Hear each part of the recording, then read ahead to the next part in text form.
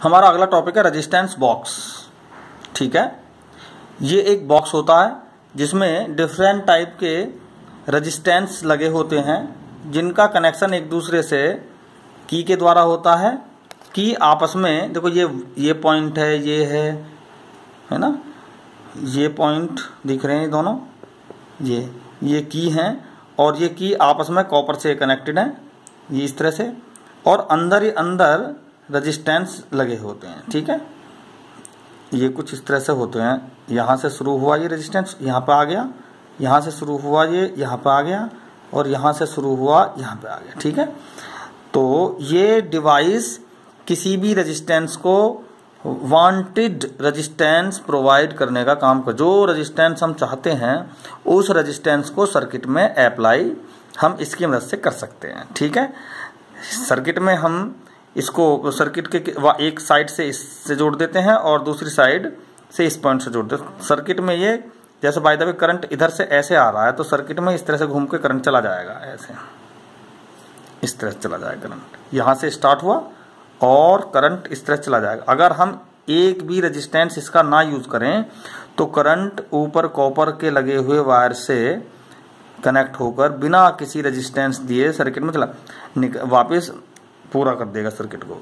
लेकिन अगर हम चाहते हैं कि हमें सर्किट को 3 ओम रेजिस्टेंस प्रोवाइड कराना है तो हम क्या करेंगे, ये जो की दिख रही है यहाँ पर की लगी होती है, इसको हम आउट कर देंगे। जब हम इसको आउट कर देंगे तो ऊपर जो कॉपर लगा हुआ है उनका कनेक्शन तो खत्म हुआ, तो करंट ऊपर से नहीं निकलेगी।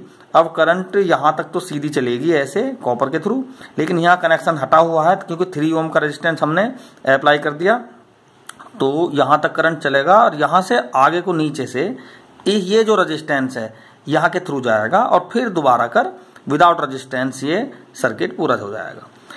तो इस तरह से हम सर्किट में 3 ओम का रेजिस्टेंस अप्लाई कर सकते हैं।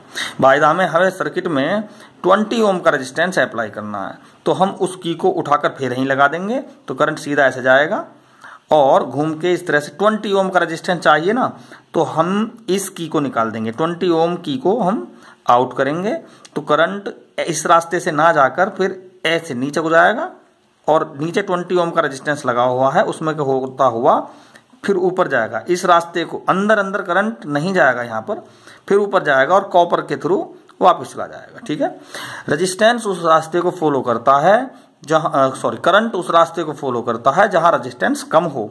तो चूंकि यहाँ तो हमने 20 ओम की निकाल ली तो ये रास्ता बंद हो गया, तो रेजिस्टेंस करंट की मजबूरी हो गई 20 ओम के रेजिस्टेंस के थ्रू निकलने की। ठीक है, लेकिन आगे 10 ओम का रेजिस्टेंस है, ये 10 ओम की है ना, तो आगे ये 10 ओम का रेजिस्टेंस है तो करंट नीचे को नहीं जाएगा क्योंकि 10 ओम का रेजिस्टेंस है।